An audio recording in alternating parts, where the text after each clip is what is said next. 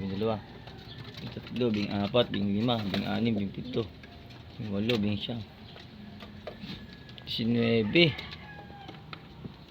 21, dalawa sa labas, 21, 22, 23, 24 mga kalapatids.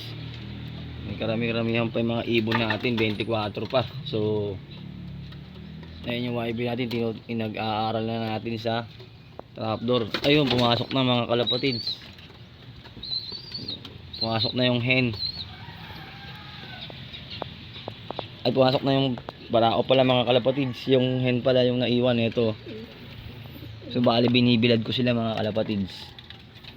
Dito ka mag-aaral ka sa. Kasi pag ito lumaki mga kalapatids at pag hindi na natin naturuan to,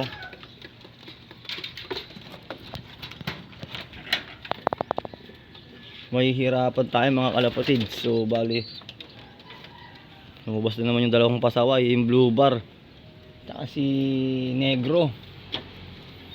Hindi na siya negra mga kalapatids, negro na ang pangalan nun dahil barako pala. So yun mga kalapatids, mamaya na lang po ulit at magkukuskus lang ako sandali. Bye. Welcome back mga kalapatids. So yan, bali nakalabas si white feather na galing kay Serdan, tsaka si negro at si blue bar mga kalapatids. So time check tayo mga kalapatids. So bali 6:37 na. At ito yung dalawang YB natin, binabantayan ko baka pumitik mga kalapatids at malaglag po dito sa likod. Hindi na po natin sila makukuha, mahirapan po tayo. Ayun, pumasok na naman yung barako mga kalapatids. So sa tingin ko, unang matuturuan natin dito yung barako. So yung hen sana hindi mag-overplay sa atin to. Dahil ito yung kamukha ng nanay mga kalapatids, kamukha ng nanay talaga. Yan, si Xerox copy oh. Ganito yung nanay niya nung maliit din. Ayun yung nanay niya mga kalapatids. Yan, si Legaspi natin. Yan oh, yan. Nagpapasubong na naman si talagang ayun, sinusubukan na naman ni Legaspi yung isa, si blue bar na white feather. Ayan oh, yan po si Legaspi. Ito yung tatay mga kalapatids. So tinuturuan ko nga yung YB na to sa trapdoor matuto. Yan. Yan mga kalapatids.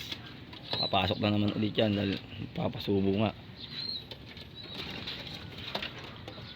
So yun lang po ang update ko mga kalapatids.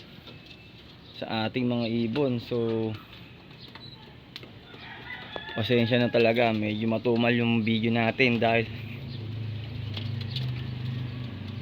nagtatrabaho tayo mga kalapatids at medyo mabilisan yung gawa dahil puro biyahe mga kalapatids. Pero pagka hindi ganong malayo yung biyahe, mag-update tayo mga kalapatids. Yan si white feather lipad na lipad, ilang araw silang din nakalipad mga kalapatids, bali 5 days din. Ngayon lang sila nakalabas, Sunday. So mamaya maglilinis pa tayo dito sa taas ng bubong natin. Ayan nagtuturo na mga kalapatids.